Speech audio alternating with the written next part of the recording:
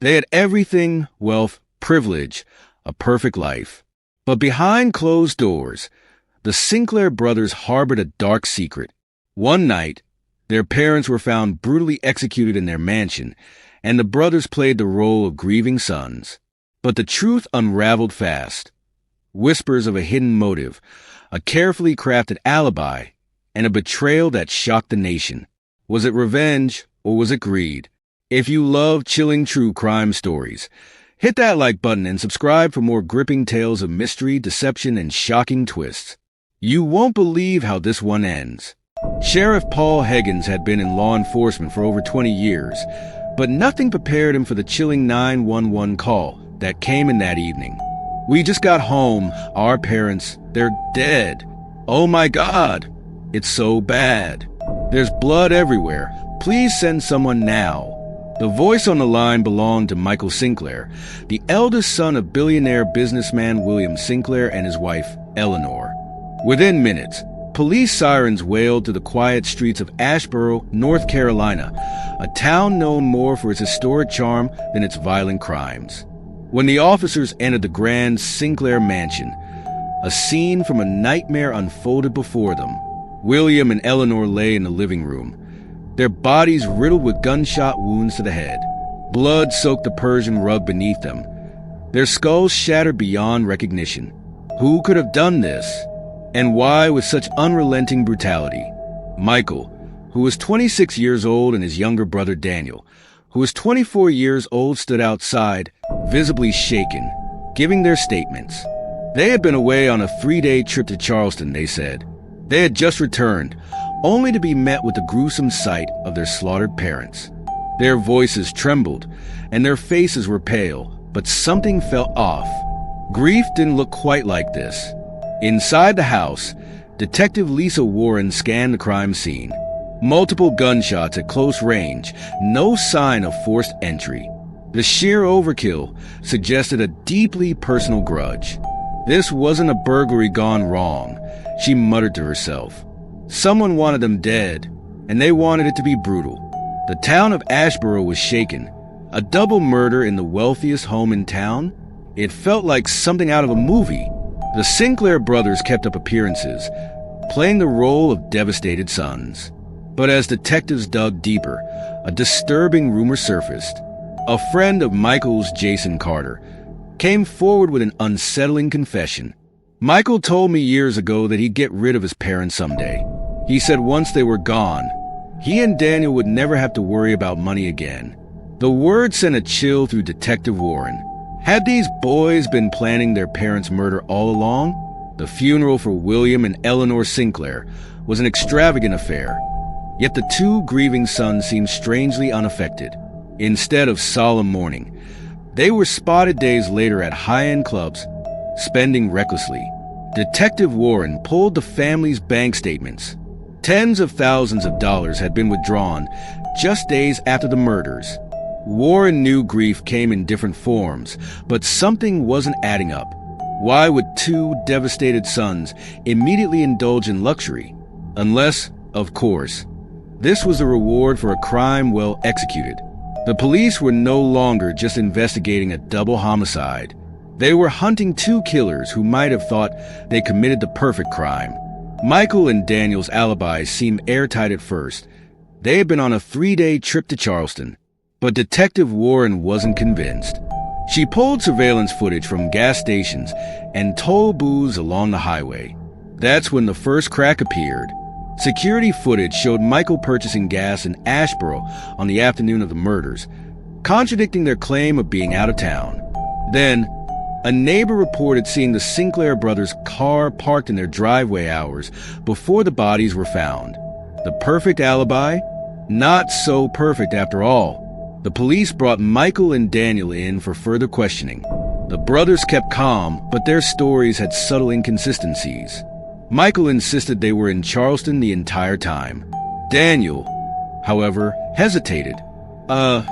Yeah, we were there the whole time," he stammered. Detective Warren leaned in. "Funny, because we have footage of your car in town the day of the murders." A long silence filled the room.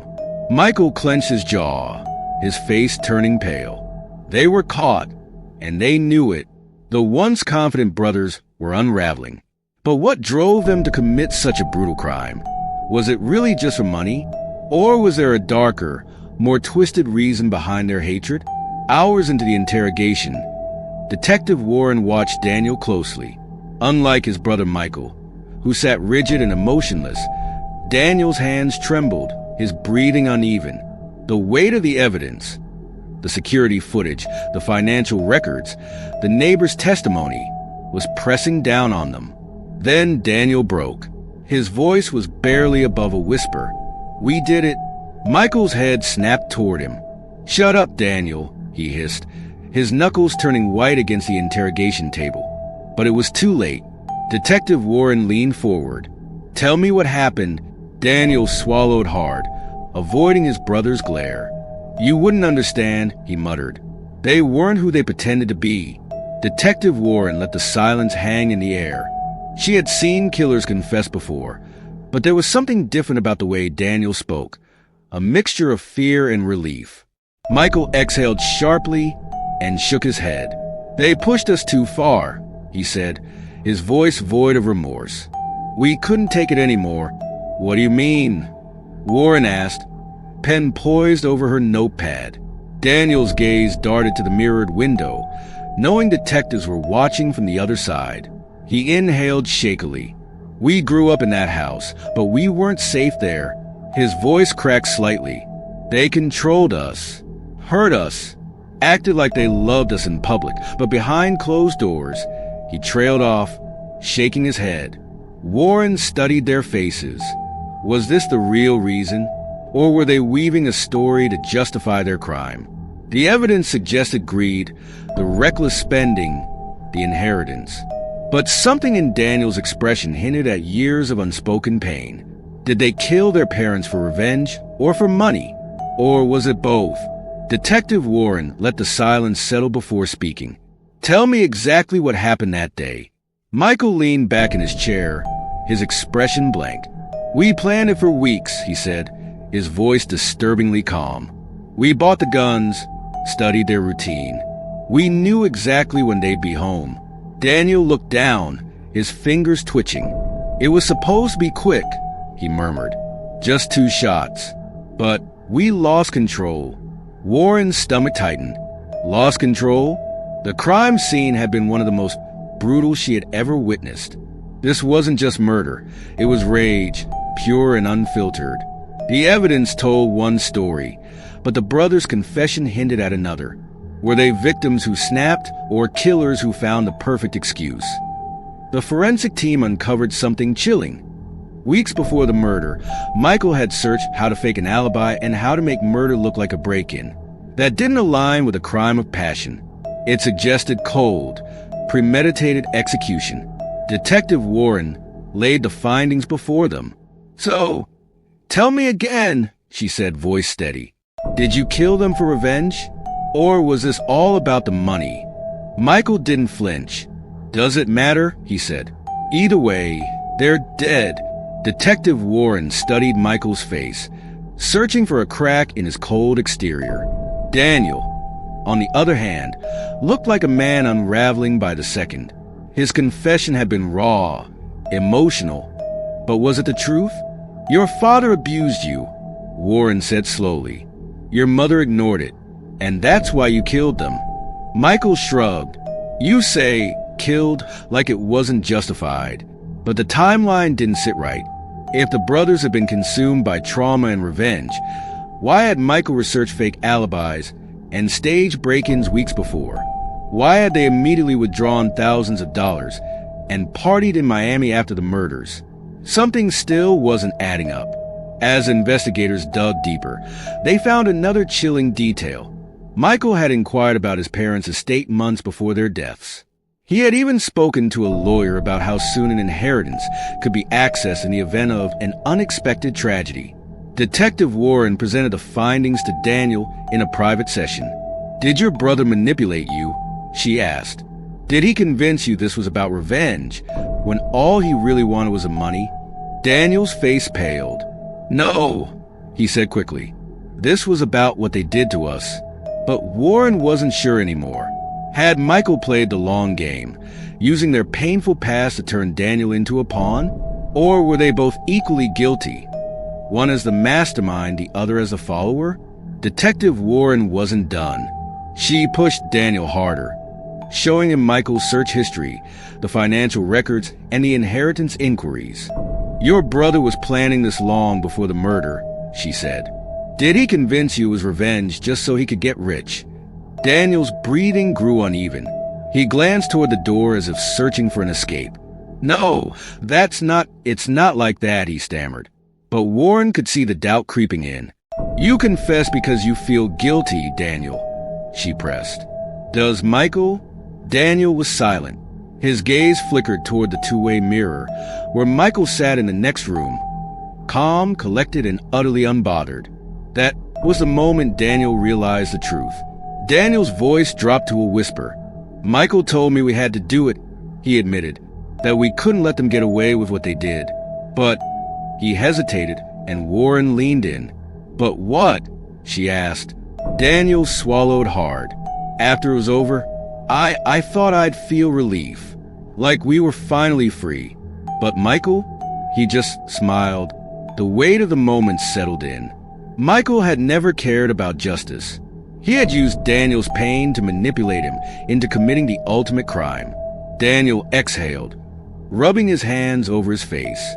I think he's been planning this since we were teenagers," he finally admitted. "I just didn't see it until now." Detective Warren knew this was her moment. Daniel was breaking, not just with guilt, but with the realization that he had been used. "If you testify against Michael, the court may show leniency," Warren said carefully. Daniel hesitated. "He's my brother," he muttered. Warren leaned forward. "Is he? Or did he just use you to do his dirty work?" For the first time, Daniel's expression shifted from fear to something else, betrayal. The memories flooded back. Michael whispering in his ear, telling him they had no choice. Michael pulling the trigger first, then demanding Daniel finish it. Michael taking the lead, always in control. Daniel's hands balled into fists. He finally saw the truth. Michael never wanted justice. He wanted power, and Daniel had been his pawn. 2 days later, Daniel made his decision. He agreed to testify. In court, he described how Michael orchestrated everything. The alibi, the execution, even the fake grief afterward. Michael had manipulated their past pain into a weapon. Michael sat across the courtroom, his jaw tight. But for the first time, his confidence cracked. "You're lying." He spat at Daniel when they crossed paths in the courtroom hallway. Daniel's eyes darkened. "No, Michael, you lied to me."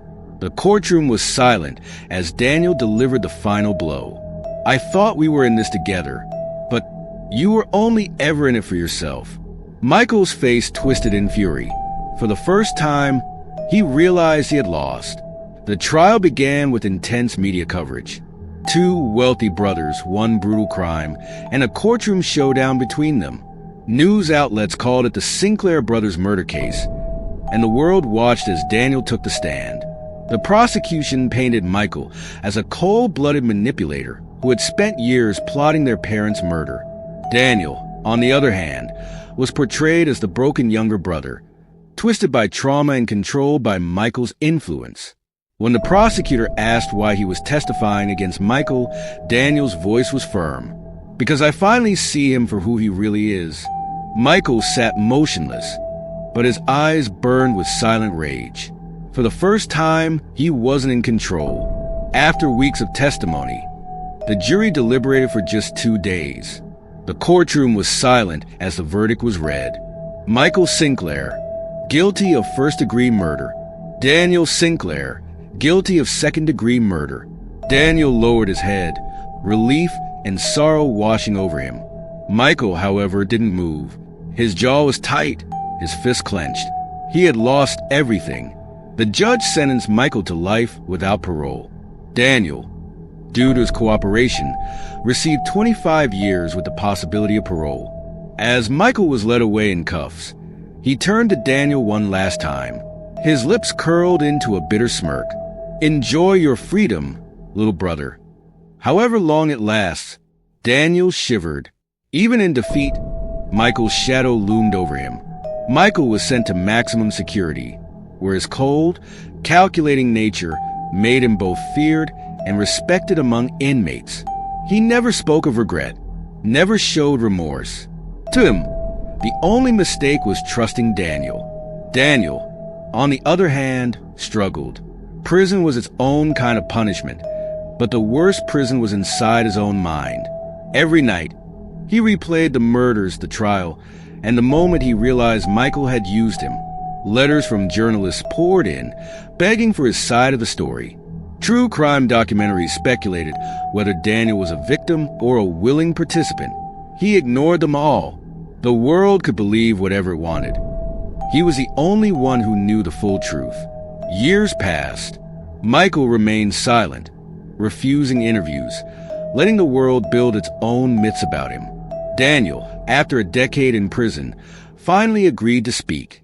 In an exclusive interview, the reporter asked the one question everyone wanted answered. Was it really about revenge, or was it all for the money? Daniel hesitated. Then, for the first time, he smiled. Does it really matter? The screen cut to black. The Sinclair murders will remain one of the most shocking family crimes in American history. The world would never know the full truth. Only the brothers did,